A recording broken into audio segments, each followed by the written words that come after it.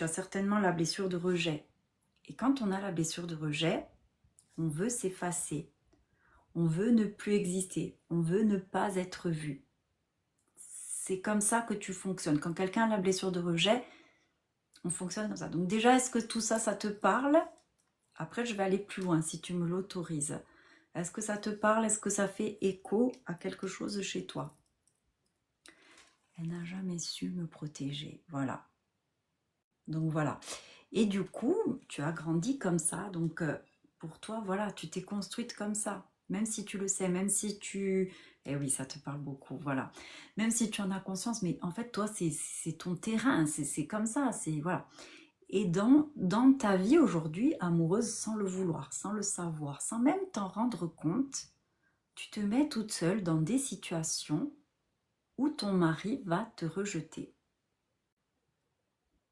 Parce que du coup, tu te sens exister.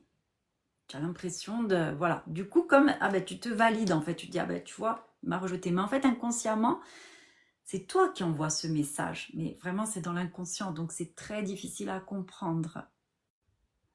Mais du coup, ben voilà, je vois que ça fait écho tout ce que je te dis. Donc, on appuie dessus. Ça fait un petit peu mal de l'entendre. Mais voilà. Donc maintenant, est-ce que tu aurais envie de me dire dans quelle situation tu t'es sentie rejetée pour que moi je te fasse comprendre comment c'est toi qui as induit la chose?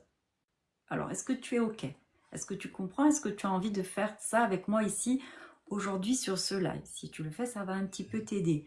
Mais si ça te met mal à l'aise, je comprends et on ne le fait pas. Parce que quand on a la blessure de rejet, c'est dur d'aller travailler sur soi, d'aller regarder. C'est dur. Hein, donc, je le comprends. Ne t'inquiète pas. Mais si tu es en confiance, si tu sens que tu as envie, ici tu es en sécurité, tu es dans un sas où tu viens souffler, où tu viens voilà, poser tout ce qui est lourd, donc fais-le.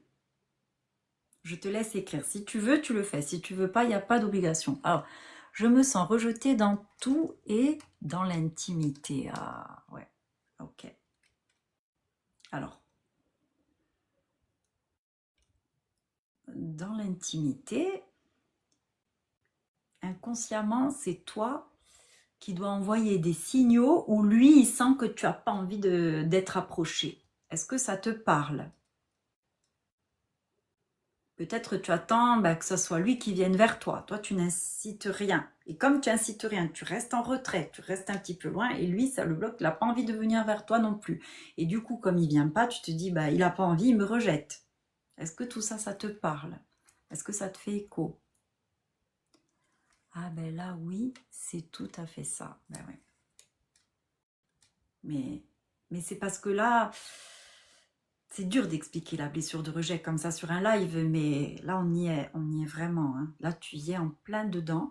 Si tu arrives à la travailler, si tu arrives à la dépasser, tu vas améliorer ta relation et tu vas plus te mettre dans la situation de rejet. Mais ça se travaille.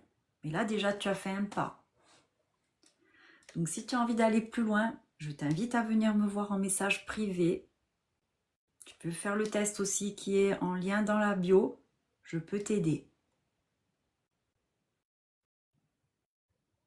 Mais sache que inconsciemment, tout vient déjà de ta vie, de ton enfance, voilà, et de ce que tu as envie de rejouer aujourd'hui, parce que tu rejoues ça, parce que tu t'es construite sur ça, et pour toi, c'est normal.